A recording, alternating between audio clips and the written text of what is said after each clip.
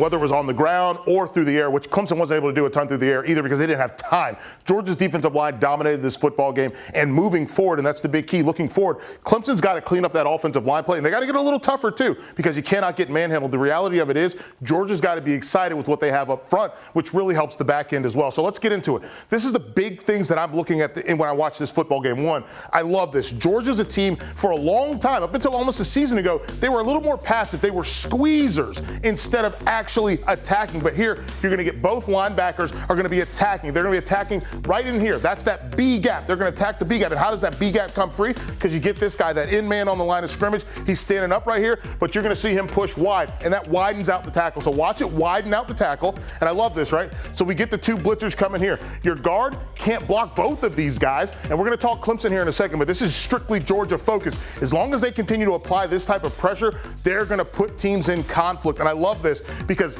this is one guy right here, and he cannot block two. One can't block two. And if one can't block two, what you get is a free runner. And here's the scariest part about this. This should be your free runner to the quarterback. Instead, what you end up with is such a monster in Nakobe Dean that he's able to fight through the guard to get to the quarterback, to get to the sack before his co-linebacker can even get there. And this is something I want to point out as well. Here, you get your running back, right? And your running back, man, he's got to help this tackle right here. And in theory, he's going to deliver a little chip. That's not enough of a chip to be of a help. And the more important part of it is, look at this. And this is a great rear view. If you're Clemson, this is what you don't want to have. You do not want to have one guy trying to block two guys, and especially someone like Nakobe Dean, who's a monster. The good thing about him, not a lot of Nakobe Deans running around the country. So that's the positive. And this is him getting right up in DJ Uiagalele's grill. So if you're Clemson, the reality here is you have to recognize all these pressures and where pressure is coming from. I love that. So you've got to get that done. Recognizing pressure is job one for Clemson. Here, this is another one. I love this for Georgia. Again, spinning it forward to Georgia. How do you beat Alabama? You have to get aggressive. Be aggressive. Be aggressive. So what do? Here, now we just saw that end run wide and widen out the tackle so that those linebackers can get in there. Now we're going to see the end push across the face. And as he pushes across the face, what you end up with is opportunity to the edge for the linebackers. And I love this. Watch this play right here. You see our two linebackers, right? We see those guys coming. Look at them, eyes downhill. They're like vipers. They're aimed to strike at that quarterback. And I love what they're going to do here.